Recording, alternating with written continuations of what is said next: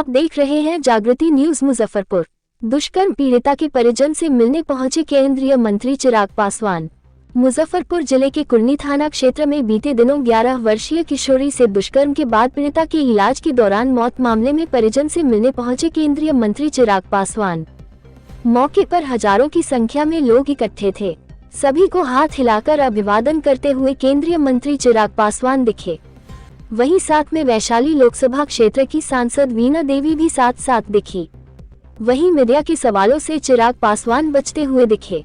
सिर्फ इतना ही बोले कि इस दुख की घड़ी में हम परिवार के साथ खड़े हैं और आगे भी रहेंगे। बाय चिराग पासवान, केंद्रीय मंत्री। रिपोर्ट बिहार ब्यूरो उमाशंकर गिरी।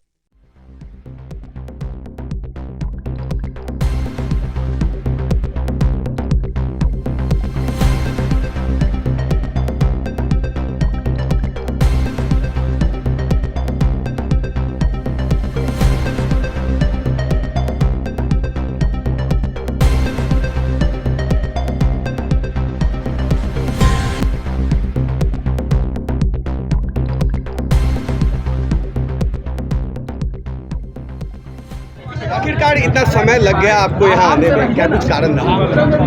इतना लंबा वक्त लग गया आपको आने में?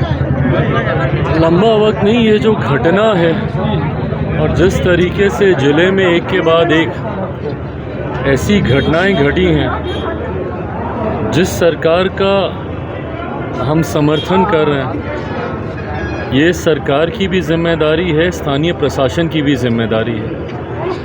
ज़रूरी है इसमें उन दोषियों को चिन्हित करना जिनकी लापरवाही से अपराधियों का मनोबल इतना ज़्यादा बढ़ रहा है। इससे पूर्व वाली जो घटना है उसमें जितना दोषी वो आरोपी है जिसने उस बच्ची के साथ इस तरीके से इस घटना को अंजाम दिया, उतना ही दोषी पीएमसीएच के वो प्रशासन के लोग भी हैं, उस व्यवस्था के लोग भी हैं जिन्होंने 6 घंटे तक उस बच्ची को बाहर मरने के लिए छोड़े रखा। ज़रूरी है ऐसे लोगों को पकड़कर एक उदाहरण तय करने की, ताकि भविष्य में ऐसी लापरवाही कोई ना करे। और उसके ठीक बाद एक घटना और घट जाती है यहाँ पर, जहाँ पर वैसे ही बच्ची के साथ इतनी निर्मम तरीके से दुष्कर्म किया जाता है। और इसमें दुख तो और ज़्यादा तब होता है, या चिंता या आक्रोश और ज़्यादा तब होता है, जब स्थानीय प्रशासन की भी मिलीभगत इसमें दिखाई देती है। अभी यहाँ पे परिवार के लोगों से मिलकर जाने के बाद मुख्यमंत्री जी और डीजीपी साहब के भी संज्ञान में ये विषय पूरी गंभीरता के साथ दिया जाएगा कि इसमें स्थानीय प्रशासन का भी रोल ठीक नहीं रहा है। तभी यहाँ पे थाना प्रभारी और उनके ऊपर भी कार्रवाई हो रही है। पर बात और ऊपर तक भी जाएगी। संभवतः और भी बड़े ऐसे अधिकारी हैं जिनकी लापरवाही या मिलीभगत, ये जांच का विषय है। मैं तत्काल कोई आरोप नहीं लगाऊंगा, पर ये जानना ज़रूरी है कि भाई अगर डीएसपी वहाँ पे मौजूद थे तो उसके बावजूद बच्ची के मेडिकल होने में 72 घंटे से ज़्यादा का समय क्यों लगा?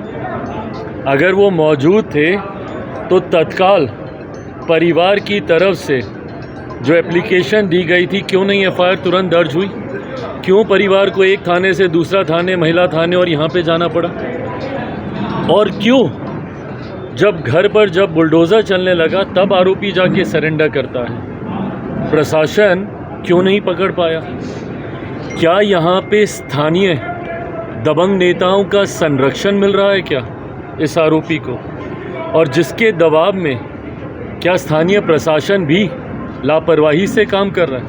ये तमाम ऐसे विषय हैं जिसके बारे में जानकारी पहले हासिल करना ज़रूरी था, और अब इस जानकारी को मुख्यमंत्री उन तक देना ये ज़रूरी है।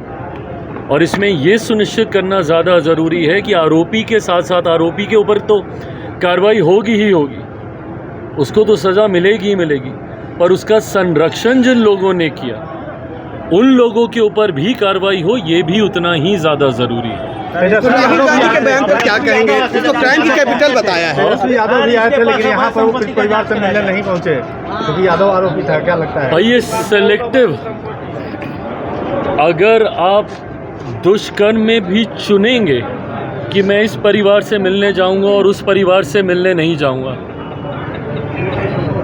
तो ये कैसी राजनीति है आपकी? मेरी तो समर्थन वाली सरकार है यहाँ पे। मैं उसके बावजूद बिना भेदभाव के कि कल को कहीं ना कहीं उंगलियां हम पर भी उठेंगी कि भाई जिस सरकार का आप समर्थन कर रहे हैं उस सरकार की क्या लापरवाही है कि स्थानीय प्रशासन ऐसे अपराधियों को नियंत्रित नहीं कर पाया। मैं तो उसके बावजूद मैं आ रहा हूँ ना परिवारों से मिलने।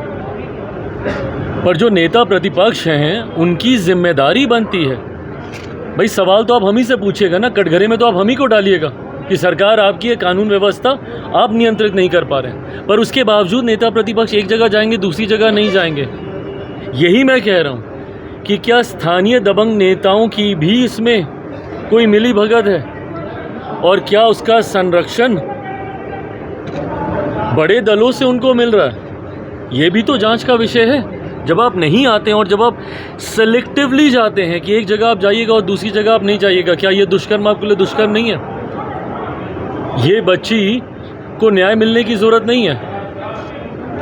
ये सोच भी गलत है और ये वही सोच है जो स्थानीय नेताओं को दबंगई दिखाने का अधिकार देती है।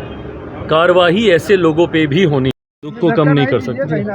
पर आज सिर्फ इनको ये एहसास दिलाने आया हूँ कि इस दुख की घड़ी में हम लोग हैं और आगे भी रहेंगे। एक लास्ट क्वेश्चन यहाँ